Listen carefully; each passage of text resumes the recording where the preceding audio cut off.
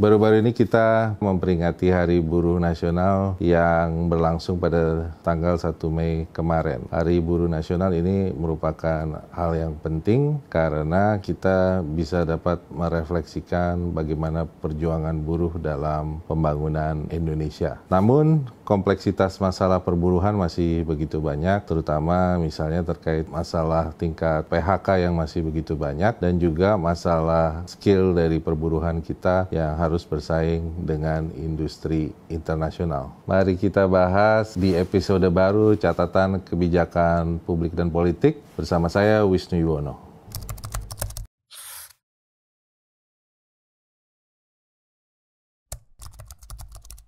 Kondisi perburuhan Indonesia dalam posisi yang dilematis, di mana baru-baru ini Presiden Prabowo menaikkan gaji UMR sebanyak 3,6% menjadi 5 juta rupiah lebih per bulan. Namun apakah ini cukup? Ternyata tidak cukup ya, karena dalam hal produktivitas dari perburuhan kita masih tertinggal dari negara-negara tetangga ataupun negara-negara maju Asia lainnya. Biaya tenaga kerja per jam Indonesia adalah sebanyak 1,01 US dollar, sedangkan Bangladesh 0,64 US dollar dan Vietnam 0,4 US dollar. Jadi biaya dari perburuan Indonesia dibanding negara tetangga lain cukup tinggi. Namun dari segi produktivitas, kita lihat statistik dari International Labour Organization, di mana produktivitas buruh Indonesia hanya 23.000 US dollar per orang, sedangkan Malaysia 55.000 US dollar per orang, dan Tiongkok 45.000 US dollar per orang. Sehingga Indonesia kalah kompetisi dengan negara-negara tersebut, terutama di industri manufacturing. Seperti yang kita lihat misalnya kasus PT Sritex ya, di mana PT Sritex sudah merajai industri tekstil beberapa dekade, namun dengan adanya persaingan yang begitu keras akhirnya mereka tumbang. Sementara di industri teknologi dan digital, Indonesia tenaga SDM-nya masih kalah bersaing dengan negara-negara lain, terutama yang fasih berbahasa Inggris seperti India, seperti Filipina. Akhirnya tenaga-tenaga kerja Indonesia tersebut tidak bisa masuk dalam industri yang terkait dengan teknologi industri dan komunikasi. Seperti yang kita ketahui, gelombang PHK massal melanda Indonesia. Berbagai macam sektor terkena dampaknya, seperti tadi yang sudah saya sebutkan mengenai PT Sritex yang PHK-nya sekitar 10.000, tetapi juga PT-PT terkenal seperti KFC Indonesia, kemudian Yamaha juga terkena dampaknya hingga mencapai ribuan pekerja yang terkena PHK. Menurut data statistik, pada bulan Januari hingga Februari, itu sebanyak kurang lebih 50.000 pegawai terkena PHK.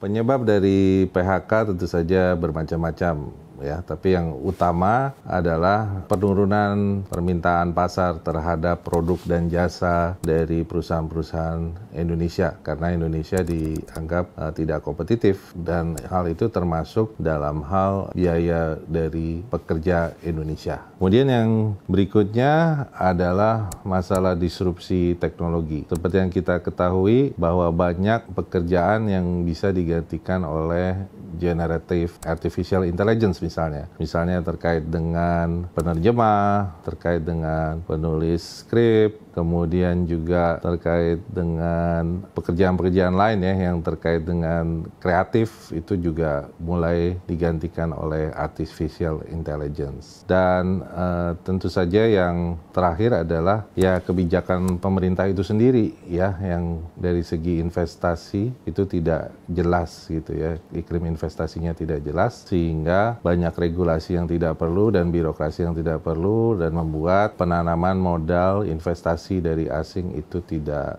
bertambah signifikan.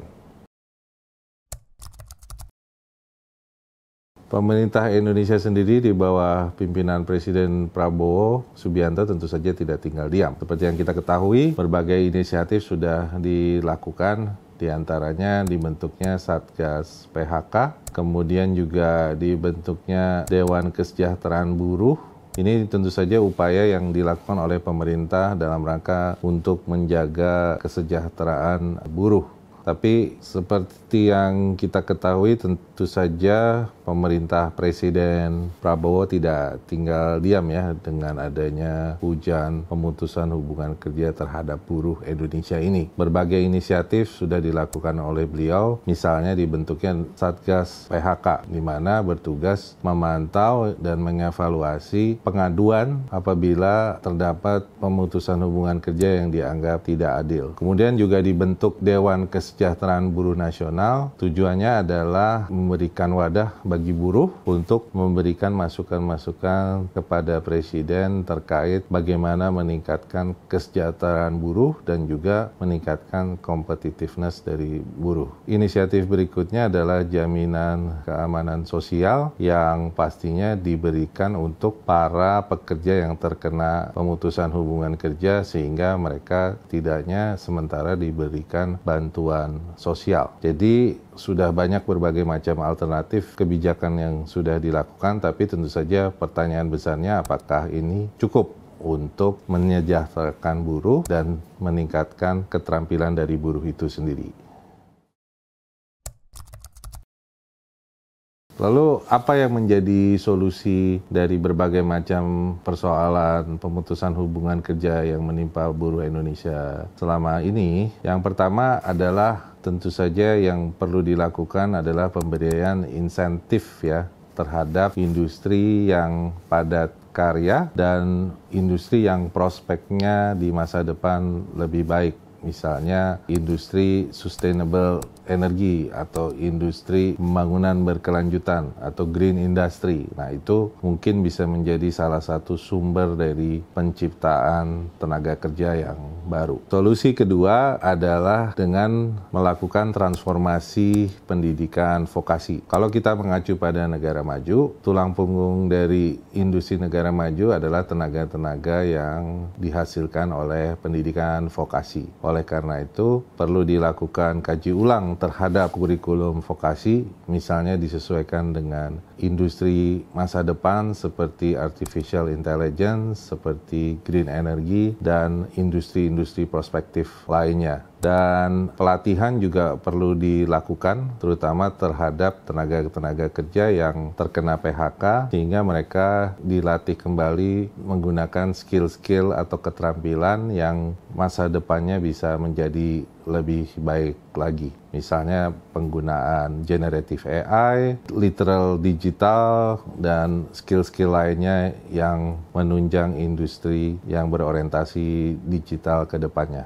Solusi berikutnya adalah perlindungan sosial yang kuat, terutama terhadap para pekerja yang terkena pemutusan hubungan kerja tiba-tiba. Harus ada semacam alokasi dana khusus dari pemerintah, idealnya dalam bentuk dana abadi, sehingga nantinya para pekerja-pekerja yang terkena PHK bisa dapat melanjutkan kehidupan sehari-harinya dengan tenang, karena misalnya fasilitas pendidikan, fasilitas kesehatannya masih terjamin sambil mereka membutuhkan waktu untuk memperoleh pekerjaan baru. Tentu saja ini membutuhkan komitmen yang kuat dari Presiden dan para menterinya, terutama Menteri Tenaga Kerja. Solusi yang terakhir itu adalah menyangkut kebijakan strategis industri. Indonesia harus mempunyai semacam roadmap terhadap industri yang baru. Idealnya tentu saja industri yang memberi nilai tambah tinggi. Seperti contoh misalnya di Korea, mereka mulai dengan industri manufacturing, kemudian mereka ke industri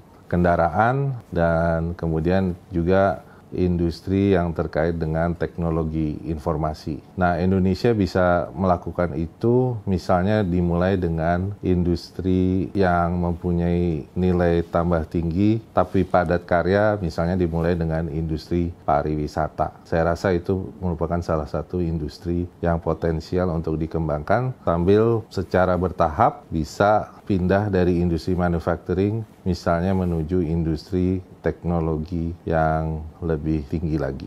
Hari Buruh adalah bukan sekedar seremoni, tetapi merupakan momen kita untuk melakukan refleksi. Kita harus mengantisipasi bahwa gelombang pemutusan hubungan kerja yang begitu banyak ini, kalau tidak dicarikan solusinya, di masa depan pasti akan menciptakan masalah sosial ekonomi yang tidak sedikit. Misalnya dengan banyaknya pengangguran, sudah bisa dipastikan tingkat kriminalitas juga akan meningkat. Selain itu juga masalah-masalah sosial lain juga bisa meningkat. Misalnya juga konflik antar etnis, konflik agama bahkan bisa juga timbul apabila pemutusan hubungan kerja ini tidak dicarikan solusinya secara cepat oleh pemerintah. Fenomena pemutusan hubungan kerja yang begitu banyak di Indonesia tentu saja mengkhawatirkan kita bersama. Tapi kita harus tetap optimis karena dengan strategi yang tepat, perencanaan yang tepat, isu dan tantangan seperti globalisasi, seperti adanya robotisasi ya di dalam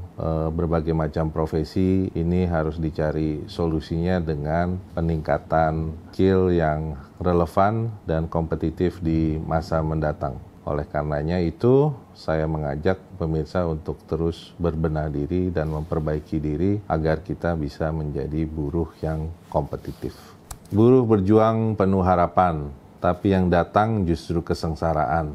Pemerintah janji penuh kedamaian, namun PHK massal terus menambah penderitaan. Bersama saya Wisnu Yuwono, sampai jumpa di episode Cakep berikutnya.